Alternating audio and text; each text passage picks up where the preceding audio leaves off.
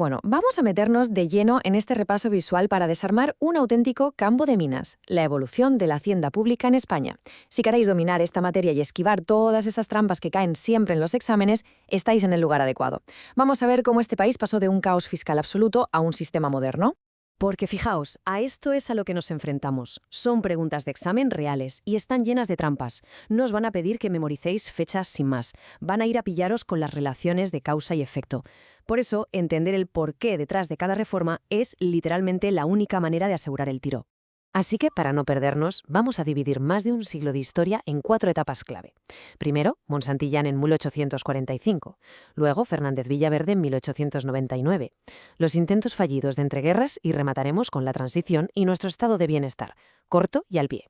Viéndolo en perspectiva en esta línea temporal, este es el camino que nos lleva desde el desastre del antiguo régimen hasta nuestros impuestos actuales. Cada una de estas paradas fue un intento de apagar un incendio distinto, y eso es justo lo que vamos a desgranar hoy. Arrancamos en el nivel 1, la reforma de Monsantillán a mediados del siglo XIX, allá por 1845. Este fue el primer gran esfuerzo serio por darle algo de sentido al caos financiero que había dejado el antiguo régimen. ¿Qué tenéis que grabar a fuego aquí? La separación estricta que hicieron. Por un lado pusieron los impuestos directos, que recaían básicamente sobre la propiedad de la tierra, y por otro los indirectos, los famosísimos y superodiados consumos, que la gente pagaba cada vez que metía bienes de primera necesidad en las ciudades. Pero ojo aquí, alerta roja de examen. Las preguntas tipo test van a intentar convenceros de que, como fue una gran reforma, Monsantillán solucionó el déficit crónico de España. Falso, para nada. El déficit siguió ahí, vivito y coleando. ¿Por qué? Pues por un fraude fiscal masivo. Los grandes terratenientes hacían lo que los libros llaman ocultación de la riqueza y no pagaban ni de broma lo que les tocaba. Y claro, al no recaudar, el Estado se convirtió en una especie de agujero negro.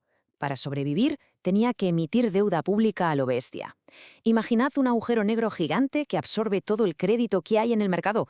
¿Qué pasaba? Pues que asfixiaba a los empresarios privados porque los dejaba sin financiación. Esto, amigos, es el famosísimo efecto de expulsión o crowding out, un concepto macroeconómico de manual que cae seguro. Vale, damos un salto. Pasamos del 19 al 20, a los años 1899 y 1900. La estabilización de Fernández Villaverde. El contexto es de película de terror.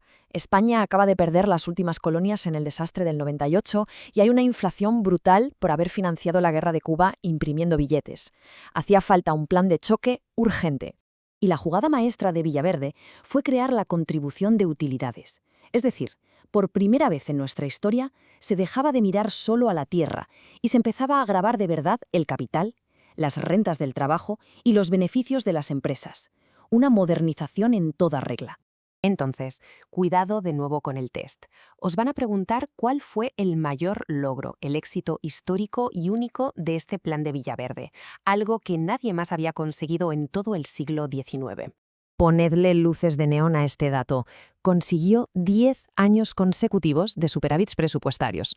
Sí, habéis oído bien, una década entera ingresando más de lo que se gastaba. Es una rareza tan increíble en nuestra historia económica que aparece en las evaluaciones constantemente.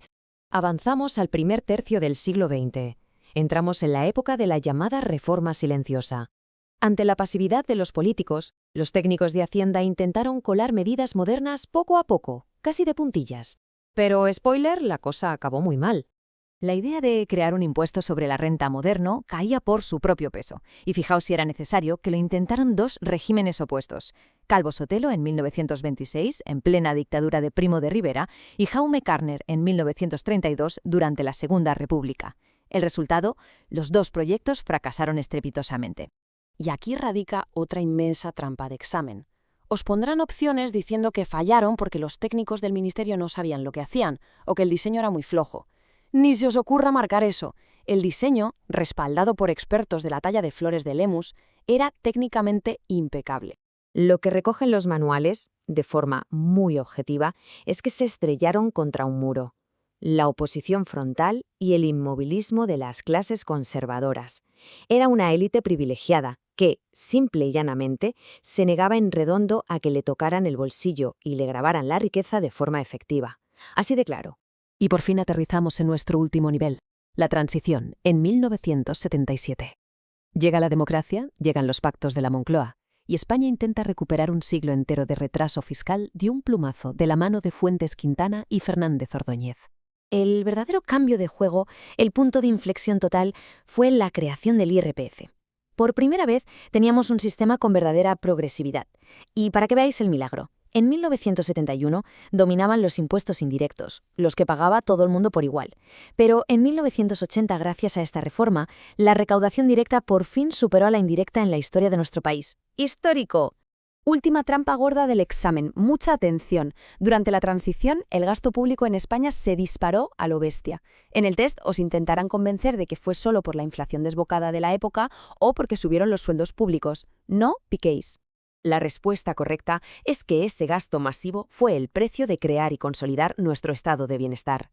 Íbamos tardísimo respecto a Europa, y construir casi de la nada un sistema público de sanidad, educación y servicios sociales requería multiplicar los presupuestos. Eso fue lo que hizo indispensable y urgente esa reforma fiscal. En definitiva, para arrasar en este tema no sirve de nada memorizar años como loros. Hay que entender exactamente por qué el Estado del siglo XIX asfixiaba el crédito o por qué costó tanto aprobar el impuesto sobre la renta. Conectar estas causas con sus efectos es lo que os da la armadura analítica para el examen. Sabiendo cómo nuestro turbulento pasado ha moldeado hasta el último céntimo de los impuestos de hoy, ¿quién podría volver a caer en las trampas del test?